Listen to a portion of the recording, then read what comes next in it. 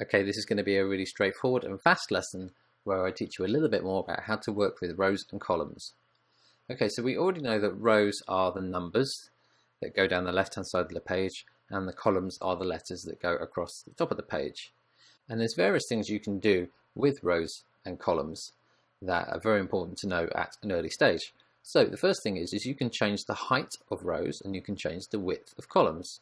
So as I covered in the previous lesson, if you move your mouse in between two columns, you will see the cursor type changes, and you can hold down your left mouse and drag over to the right or to the left to change the width of that column.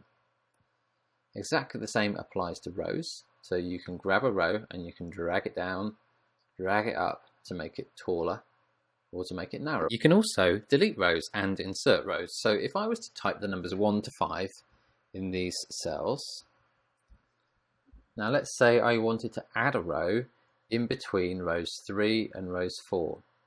What I do is I move my mouse over row number 4. So you can see the mouse cursor has changed to a right hand arrow. And if I left click on that, it highlights the entire row.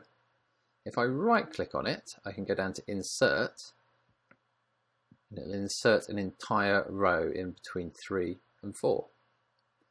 Similarly, I've now got that blank row and I want to delete it. I can right click and I go delete. If I wanted to select an entire row and color it in, you would do the same thing. So you can move your mouse over to the left hand side, select the entire row, and then let's say I want to change the color to yellow.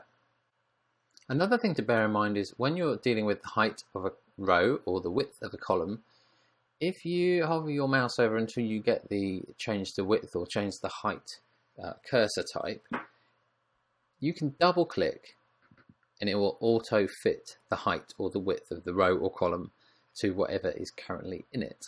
So that can be quite a useful thing.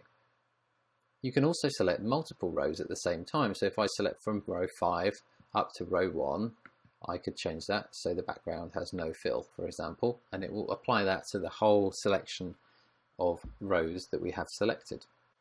Also bear in mind that you can hide and show rows and columns. So if I wanted to hide column B so that it wasn't displayed to the end user, but I did want to keep the information that was in it. So if I wrote hello in this cell here, I don't want you to read that, but I do want it to remain in the file.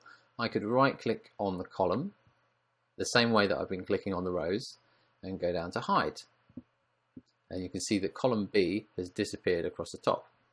Now if I select from column A across to column C and I right click, I can go to unhide just here, and column B will appear again, but it's got the same values in that we had before. All we've done is hidden it. We hadn't deleted anything in it.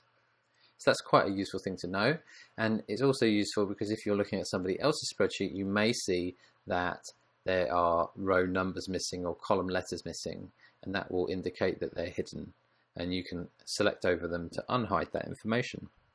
One final thing here, and then we'll move on to the next lesson, and that is one final thing here before we move on to the next lesson is that you can actually cut and paste rows or columns and move them in their entirety to another place in the spreadsheet. So if I was to take row 2 here, which has the number 2 in cell A2, and I wanted to cut everything that's in that entire row right across the page, I could go cut, which is Control and X, or you could just click the cut button just here. And then if I went to between rows 4 and 5, so I right click on row number 5, and I can click on Insert Cut Cells, you can see that rather than sort of removing the data and leaving a blank row in row 2, it's actually moved the entire row down to row number 4 for us. So that's the basics of working with rows and columns. It's really simple, but really important that you understand those things at this early stage.